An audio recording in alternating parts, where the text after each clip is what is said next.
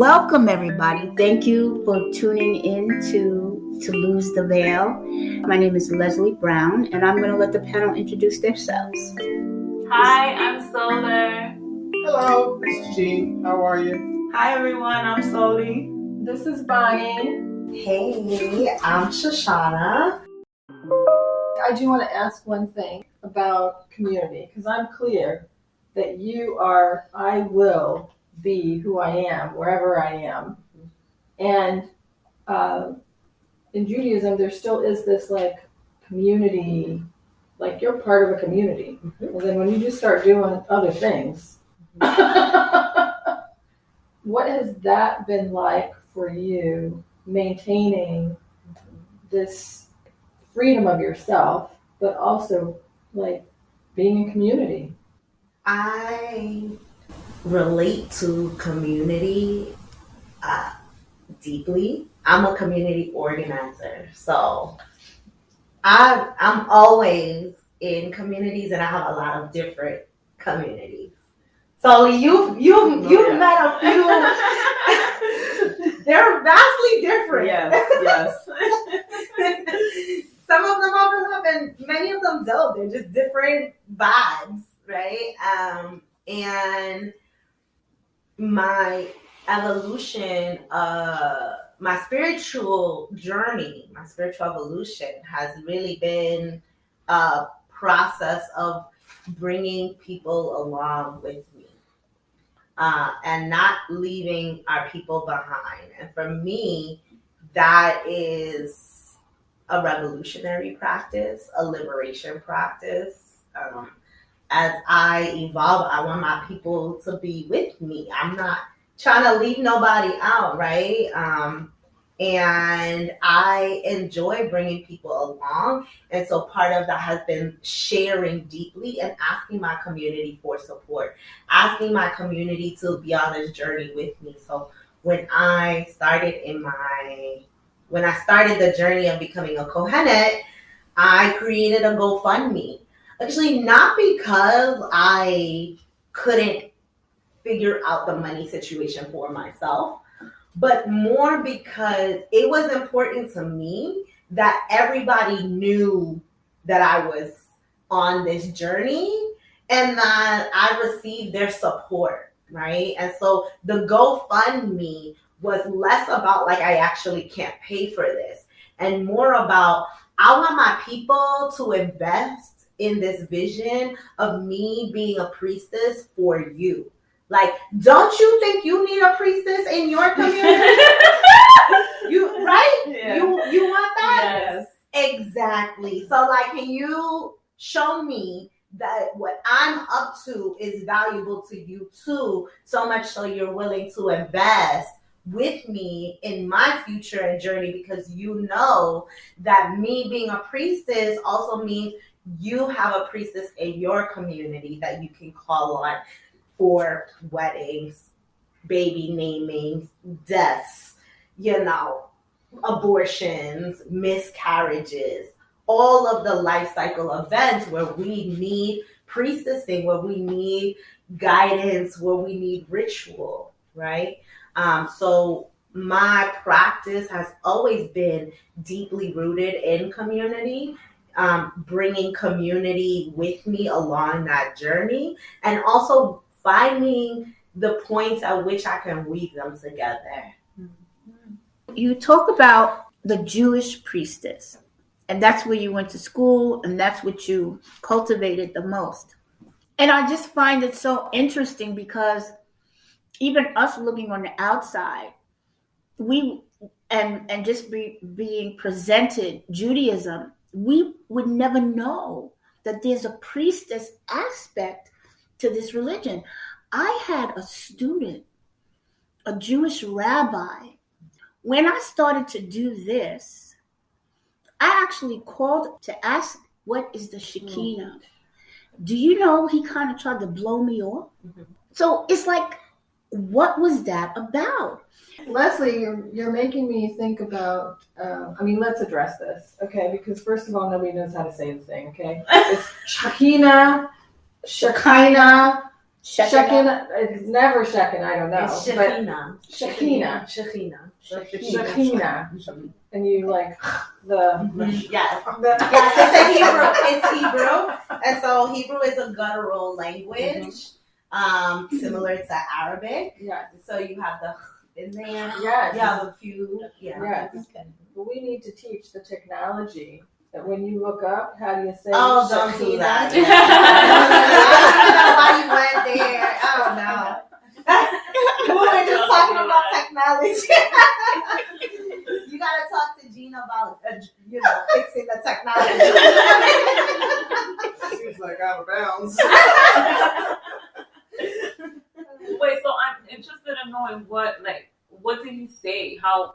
I mean, he just went around in circles. Oh, you mean the Shekinah? Well, and I can't even tell you. He was not direct in saying that's the feminine aspect of God. That's what I was looking for. That's not what he said to me. He tried to take me in all different directions. Maybe he didn't know. Exactly. He's a rabbi. Of course he knows. Are you How do kidding? you know what he knows? He's a rabbi. What's your take on that? He's a rabbi. Are they I have it aware like or it's not? Well, rabbinical Judaism is historically patriarchal. Mm. That's the whole point of it. And while there are inroads now to shifting that in really big ways, those inroads aren't but 50 years old. Like, it's new, right? Like feminism within Judaism, women's rights, equality, women, being able to lead congregations, things like that, women being honored in that way is new in the world of rabbinic Judaism and is not new to the world, right? And so the work that is important to me that, is exciting to me out of Kohenet, and which is Kohenet for the listeners, are Kohenet, the Hebrew Priestess Institute, that's Kohenet, Kohenet, the Hebrew Priestess Institute. And the work there is more of a remembering, and it's acknowledging that what we understand as Torah, the Old Testament, the Bible, first of all, has been redacted. Mm-hmm. Like, that is not that we have to start with. That's not the original text, that there are things that have been taken out over time, over translation, that have been taken out. And possibly, maybe, many of those things relate to the role of women, relate to the spirituality of women, things that are reframed, like the women were, standing outside of the temple doors, hanging out. Okay, well, like, were they hanging out, or were they smudging, or were they giving blessings as people entered, or were they drumming, right? Like, what was actually happening at that doorway? Instead of just glossing over, like, yeah, they were standing there. But anyways, what was more important, what was happening inside the temple, the sacrifices that were being made. Yeah, that's important. And also, probably what was happening at the door was really significant to what was happening inside, right? So, like, the shifting of emphasis, the reading in between the lines, the remembering, the rediscovering of the letters, the text, the stories, the reimagining of the rightful role of women within the context of a spiritual community. Mm-hmm. That's a community. Yeah. It's critical, right? And there are so many geopolitical reasons why those things were taken out. Mm-hmm. So when you talk to people who are modern Orthodox, ultra Orthodox, you're not going to get this conversation at all. Is going to be suppressed because it's not going to be seen as valid, because it comes in direct contradiction to a move towards particular strict monotheism. And, we have to acknowledge that there were geopolitical reasons why monotheism became a thing.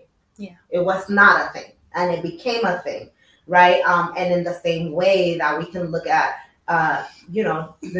the history of like Israelites being people that were, wanderers, people that moved around, and in moving around, you absorb practices and ideas from neighbors. That's a normal cultural infusion. It's a normal sociological phenomenon that happens, right? And that also then is also can be seen both positively, right? In the sense that we all share some ideas around spirituality, and in our particular political landscape can be very threatening, particularly as we understand the rise of white Christian nationalism, the rise of Nazism and fascism and anti-Semitism, and the particular attack on Jews and Judaism, right? Well, then if we're talking about like Jews being attacked for being Jewish, you want to preserve as much as you can in as pure a form and fashion as possible. So it's not necessarily anything malicious. It's the point here is to put in context why patriarchy is the thing that's happening, right? And to understand that that comes from a place of fear, and fear of everybody around you, and unnecessary fear. That's like Hobbes versus Rousseau. Like, are we horrible humans, or are we nice? Are we horrible people where civilization is saving us, or are we genuinely good people and we believe in the goodness of humanity, right? Like, what are we believing in? And the answer is always whatever we focus on, right? Like the indigenous story of the two wolves. I don't know that story. Yeah, you know it? I might mess it up, but it's all right. It's two wolves, and an elder speaking with a boy, and he says there are two wolves in life. One that is going to encourage you to do the right thing, and one that's gonna encourage you to do things that may harm, right? And they're always gonna be at war with each other, right? Within your mind, they're always at war with each other. And so the boy says, well, who wins? And the other says, whichever wolf you feed. Mm-hmm. So where do you put your attention? Where do you put your energy? Yeah. Right? So I say all that to not put your friend, Rabbi Isaac, down at all, because he is just moving in the knowledge and wisdom that he's been taught, and that is valuable to him. And also that has supported his humanity, because he's a white man that gains privilege out of that particular worldview. That's very true. Right? And he might not, if he was me, a Black Jewish person, he might feel particularly differently about those beliefs, because they might not support his full humanity in that way. And so that's the conversation when I get into folks like that. Like, what? So this is benefiting you, but like, is it benefiting all of us? Do you see yourself in me? Can you see that we are the same? Yeah, that we are human. But I did appreciate our relationship. I can't say that I didn't. He could call on me and ask me questions, so we did. But I just, at that point, it was like, wow. It was just, wow. That's so interesting, because the relationship that we forged, I really believe that he would be honest with me, that he would say that to me, So, but I get what you're saying. He was honest from his perspective and what he knows. Yes, right? Yes. And he is not studied or doesn't know this particular thing. Again, rabbinical Judaism is particular, and studying to be a rabbi is very particular. Okay. And that's why I chose not to do that, and to be a priestess and to be a Kohenet, right? Wow. Because I want to work with the embodied ritual, spiritual piece of it. The rabbinic Judaism is very much heady, intellectual, argumentative, studied, very text-based. Got it. Right? So there is just a totally different thing that he probably might not know or might have a different understanding of it. And who is to know that information. So that, like in those spaces, I would say the idea of Shekhinah, while we are talking here about it being like divine feminine, in those spaces, it's sort of relegated to Shekhinah is your internal soul, and that's about it. Yeah. Like how you relate to like your soul or your internal aliveness. But that's it. It's real. That's all it is.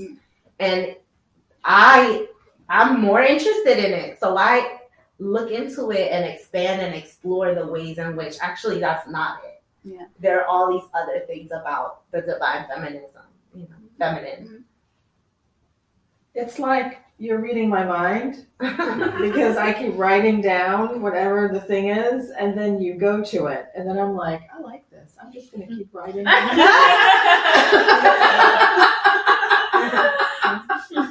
don't have to say anything. I'm just going to put it in here. Yeah, that's what happens. What's clear to me is the varied relationships, because I don't know anything, but I just got so like excited that Shekhinah. I just have to say it like 10,000 times.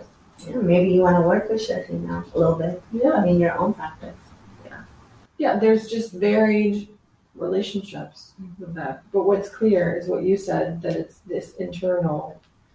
If you want to mull it down into a very watered down version of what everybody may think that is this spirit, which may not sound so great, but to me it still seems like, wow, people, even though when they don't know anything, they're clear that if somebody were to take away the Shekhinah, that would be really bad.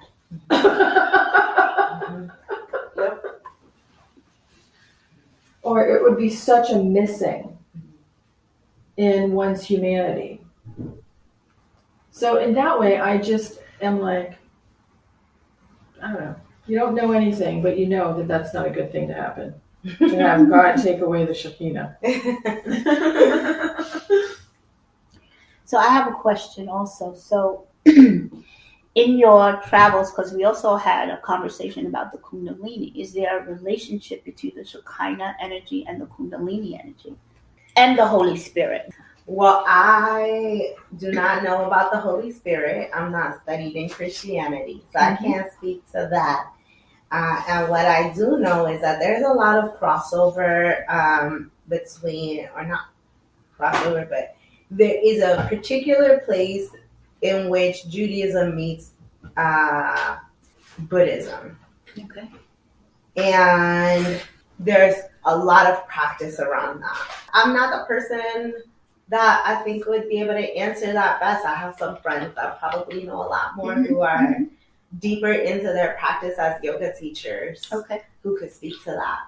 Well, I will say in your speaking, it wasn't like maybe your intention, but what I got for myself today is maybe a releasing of toxicity for the patriarchy side of life. Because I relate to it like a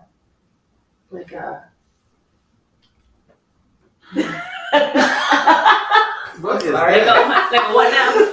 Like we want to beat them all up. No, we can't do that. They're just as suppressed as we are. From a top down, oppressive. the shadows of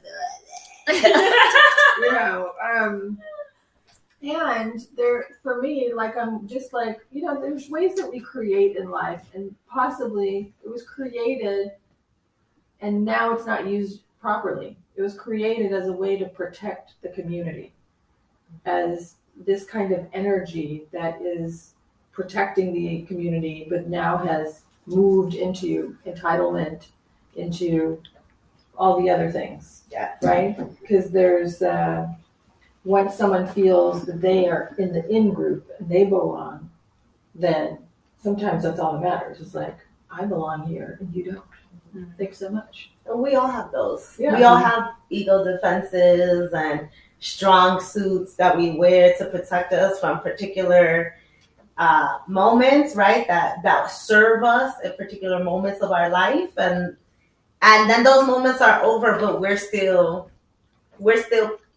moving in those ways. We still putting on the suit. putting on that strong suit, right? And then we don't realize that, that's not, now it's becoming actually prohibitive. Now that strong suit is actually getting in the way of my free movement, right? So we're always, as individuals, as communities, as society, needing to take out those moments of reflection and say, why am I doing this? And is this still working for me? Yeah. Right? And sadly, some of those things are still working for some people without their awareness that it's working for now and harmful long term. Yeah. What I wanted to say too, there is a book that kind of explains that geopolitical way things change. I think it's When God Was a Woman by Merlin Stone. And she actually goes into how the priestess and how the land and how